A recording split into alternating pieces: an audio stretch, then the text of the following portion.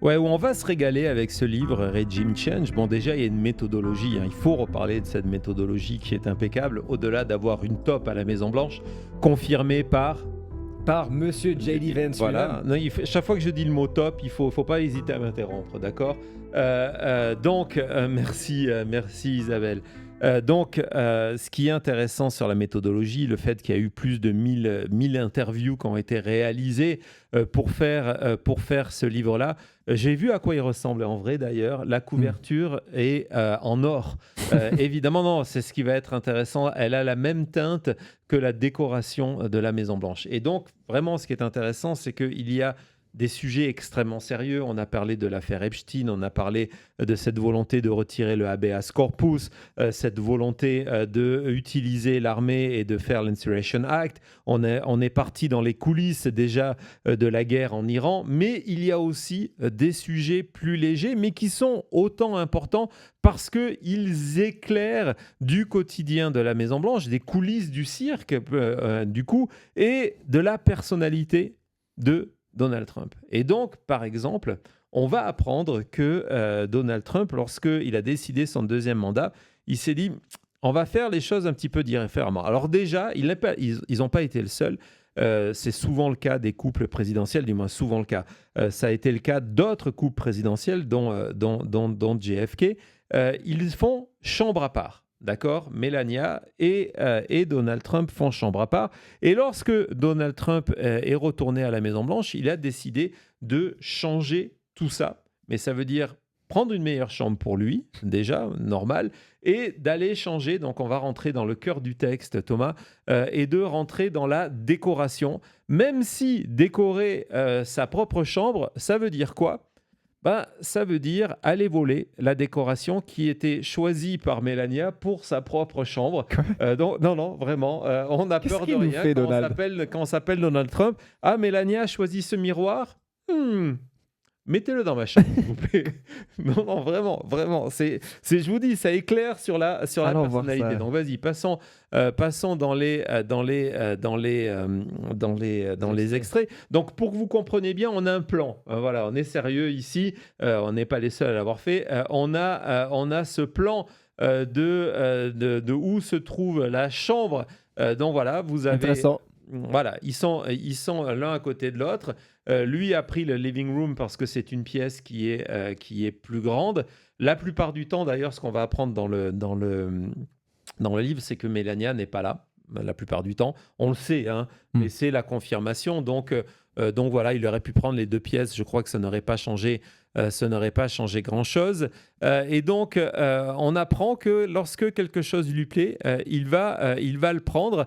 Et il a décidé, lorsqu'il est revenu, donc première révélation de ce livre-là, en se disant je vais faire mieux qu'elle. Donc il y a eu une espèce de guerre en distance entre Melania Trump et Donald Trump pour décorer sa chambre. Alors évidemment, la chambre de Donald Trump est décorée avec de l'or de partout. On n'est pas surpris.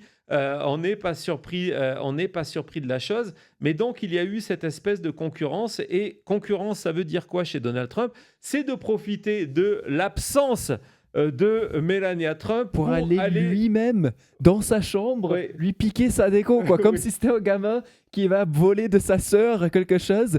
Pendant que Melania n'est pas là, vous imaginez, vous voyez, il y a le président qui est en train... Mais qu'est-ce qu'il fait ? Il va dans la chambre de Melania et il ressort avec un pot ou je ne sais pas quoi. Et donc, il va voler la décoration qui est dans la chambre de Melania Trump, qui a été choisie souvent à distance parce qu'elle n'est pas là par Melania Trump, au point où les membres de son équipe vont voir Donald Trump et gentiment lui disent « Monsieur le Président, ce que vous venez de prendre, c'est un objet qui a été choisi. » Donc, vous voyez le terme vanish, qui ont disparu. C'est un objet qui a été choisi, qui a été personnellement sélectionné par votre épouse. Et la réponse de Donald Trump, j'en ai rien à faire, je m'en fous. Et donc, on raconte, que les deux journalistes nous racontent qu'il y a d'un coup une compétition entre les deux pour déterminer qui aura la meilleure chambre. Non, mais c'est quoi ce sketch ? Incroyable, ce genre de détails. Et donc, par exemple, on apprend que Melania avait choisi ce miroir et que Donald Trump l'a récupéré pour aller le mettre dans son Presidential Walk of Fame. Et donc ça complique les choses pour le staff parce que vous savez, même Melania Trump a son équipe qui travaille là. Et donc maintenant, on a l'équipe de Melania Trump face à l'équipe de Trump. Les deux, on raconte dans le livre que les deux équipes se disputent, donc qu'il y a une guerre et qu'il y a des tractations pour savoir qui a droit à quoi, comme un couple divorcé qui ne l'est pas officiellement, mais ça va à ce niveau-là. Et évidemment, tout ça va prendre de l'ampleur supplémentaire, on va le voir, lorsque Donald Trump va décider de détruire les bureaux. N'oublions pas que la East Wing, ce sont les bureaux de Melania Trump. Ouais. Et donc, on voit que ce qu'on apprend, que Donald Trump est obsessionnel. Il est obsédé de la décoration. Voilà. Et du coup, qu'est-ce qui va se passer, Thomas ? Dernière ligne. On espère que la Melania revienne et que ce soit Melania qui calme Trump sur la déco. Il faut attendre le retour de Melania pour que Melania le limite. On se dit, voilà, il faut qu'elle revienne parce que c'est en train de devenir tout et n'importe quoi. Il est en train de transformer toute la Maison-Blanche en n'importe quoi. Il faut venir faire Melania. Et une des choses que fait Donald Trump, et c'est un retour, alors peut-être que certains d'entre vous connaissent ça ou ont déjà vu ce genre de choses, c'est que Donald Trump va faire la première transformation qu'il fait, c'est sa salle de bain. Et il exige que le sol de sa salle de bain soit remplacé par de la moquette. C'était très populaire dans les années 70 de mettre de la moquette de partout. Mais le problème, c'est qu'apparemment, quand monsieur se douche, il met de l'eau de partout. Et donc, très rapidement, les équipes de la Maison-Blanche se sont rendues compte qu'il y avait un risque de moisissure d'algues, bien joué Cody, d'algues dans la moquette de la Maison-Blanche, et ils ont été obligés de faire des manœuvres, d'aller couper des morceaux de moquette différemment qu'ils rajoutent par-dessus pour cacher le fait, et quand c'est trop abîmé, ils le changent. Donc voilà. Petit détail, mais voilà. Petit détail d'un fou, quoi. Ouais, et c'est quelqu'un qui vit, quand on vous dit, on a fait plusieurs émissions en disant qu'il était bloqué dans son âge d'or, qui est les années 70-80, ça en est encore la preuve. Donc, évidemment, cette guerre avec Melania va prendre une ampleur supplémentaire par rapport à la salle de bal, parce que, donc déjà, c'est le fait qu'il va falloir s'attaquer au jardin. Et ça, Melania le prend très très mal. Elle est very unhappy et elle le fait savoir à Trump parce que elle voulait revenir à sa décoration. On s'en rappelle les images du premier mandat de Donald Trump où Melania avait pour la première fois s'était attaquée du jardin en disant c'est ma prérogative, comme c'était la prérogative de Jackie Kennedy qui avait transformé ça en Rose Garden. Et on s'en rappelle qu'elle avait tout coupé à l'époque. Je ne sais pas si vous avez ses photos en tête. Elle avait déjà refait à 100 coups. Mais là, c'est grave. Là. Ouais. Et là, Trump dit non, moi, ce que je veux transformer, et là, c'est avoué noir sur blanc, il veut transformer le jardin en patio de Mar-a-Lago. Et donc, il y a eu une négociation au sommet entre Melania et Donald Trump pour savoir ce qu'il pouvait faire. Et donc là, on a la confirmation que la raison pour laquelle il reste encore quelques buissons dans les photos avec des fleurs, c'est parce qu'il y a eu un compromis. Sinon, Trump voulait tout raser. Il voulait raser. Qu'il n'y ait plus une seule rose dans le Rose Garden. Et le compromis qu'ils ont trouvé, c'est que lui, il a mis tout son patio là, au milieu. Ses dalles, les dalles en béton. Il a mis son béton de partout. Et Melania a eu le droit de garder les buissons autour, au fond du jardin, avec quelques roses. Voilà, c'est comme... Peut-être ils auraient dû envoyer Melania négocier avec l'Iran, j'en sais rien. Mais bon, en tout cas, ça c'est pour le jardin. On continue parce que où il n'y a pas pu avoir de compromis, c'est la East Wing. Mais ça c'est sûr, il n'y a pas eu de compromis. Du côté de Melania Trump, donc déjà ça passe par la destruction de son bureau, de ses bureaux même. Et on nous dit, voilà, Madame Trump, elle préférait un environnement calme et se dire, bah, ça serait mieux qu'il n'y ait pas longtemps de travaux parce que je ne me sens pas de vivre au milieu d'un chantier. T'inquiète, Mélania. Et c'est pour ça que je continue à penser, et c'était ce que j'avais lu cet article un jour dans The Bulwark qui disait, bah, voilà, il faut utiliser toutes les procédures possibles et imaginables, même si à la fin on perd, pour ralentir le chantier de la salle de bal pour que Donald Trump et Melania vivent le plus longtemps possible au milieu d'un chantier, qu'ils aient le bruit, parce que la plupart des travaux, en plus, Donald Trump les fait faire de nuit parce que voilà, c'est mieux pour le voisinage, et donc qu'ils aient le bruit et que lorsque Donald Trump regarde à sa fenêtre, qu'ils aient ce chantier à cœur ouvert. Et quand on voit combien ça embête Melania Trump, on est assez content avec tout ça. On dit ouais, c'est une bonne idée. On voit que, j'ai pas terminé Thomas, excuse-moi. On voit que plusieurs fois, ils se sont disputés par rapport à la taille de la salle de bal. Donc, on voit qu'il y a eu d'abord une volonté de la Maison-Blanche de dire on va essayer de trouver des solutions qui font plaisir à Melania. Et puis Trump a dit attendez, ça va, c'est ma salle de bal. J'en ai rien à faire. Et à travers ça, on découvre quoi ? Que l'intention de Trump était, et c'est ce qui va se passer si on va à terme, de construire, c'est l'extrait suivant, de construire une salle de bal qui soit plus grande que la Maison-Blanche. C'est assumé. C'est dans le livre, il a pris cette décision. Enfin, la confirmation, voilà. Exactement, il prend cette décision début 2026 de l'assumer en disant, bah voilà, ça va devenir plus grand. Et regardez cette espèce de parallèle en disant, c'est comme une éponge, cette salle de bal qu'on laisse dans un verre d'eau et qui va s'étendre à mesure. Donc ça, c'est la décoration salle de bal, décoration chambre, et puis il y a évidemment tout ce qui est la décoration du bureau ovale. C'est un thème qui va être important parce que voilà, ça a été le plus grand projet de Donald Trump.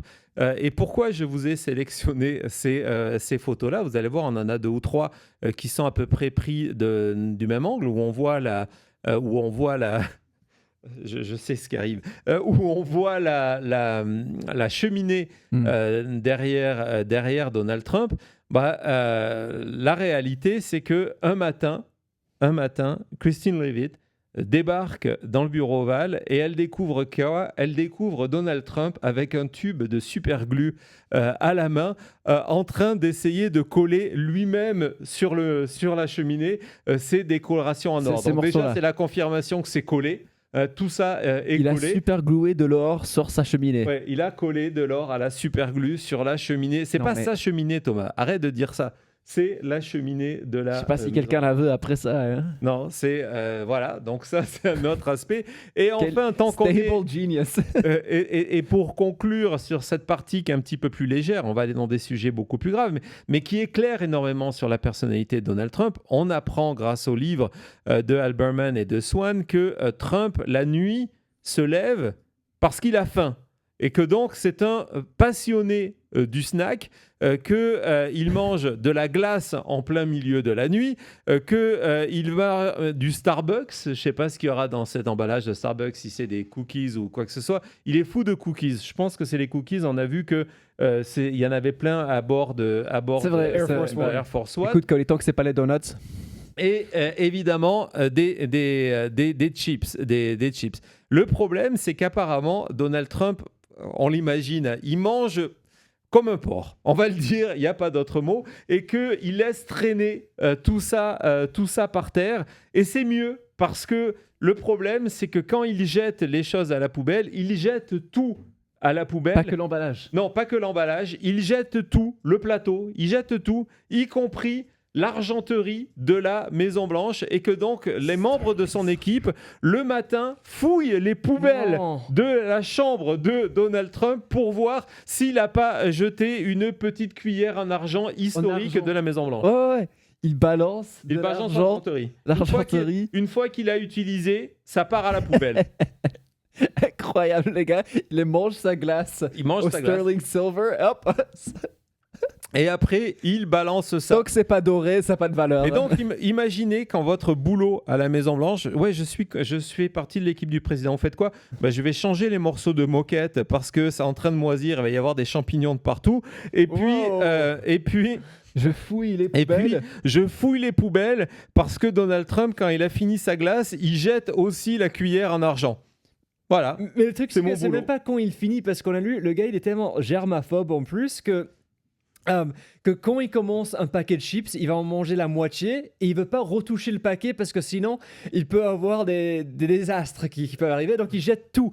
Donc même s'il a pas terminé, donc il gaspille aussi. Bon, peut-être il gaspille pas trop de nourriture vu le physique du jeune homme, mais s'il termine pas quelque chose, il le considère comme si c'est terminé et il jette tout. C'est ça Non, la question. C'est la même logique, excuse-moi, c'est la Ouais. même logique que le ketchup sur les murs, etc.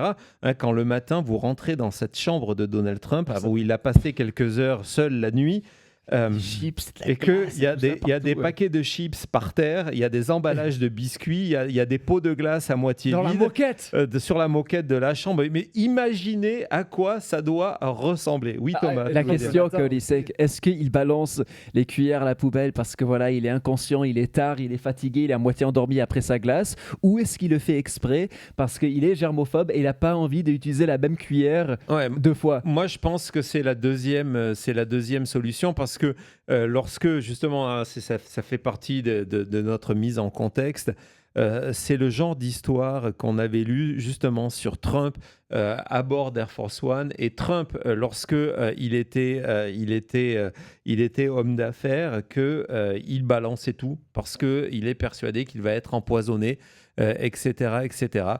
Donc voilà, oui, c'est un ado, c'est une décadence. Mais donc, juste imaginez, le gars, on vient d'apprendre quoi? Pour résumer, il va voler la décoration dans la chambre de sa femme, qu'il superglue des décorations en or dans le bureau Val, qu'il décide de se dire je veux qu'on installe de la moquette dans ma salle de bain, au pied de ma douche, et en plus de ça, la nuit, je vais manger comme un porc et je vais tout jeter à la poubelle, y compris l'argenterie qui est classée, hein, c'est historique.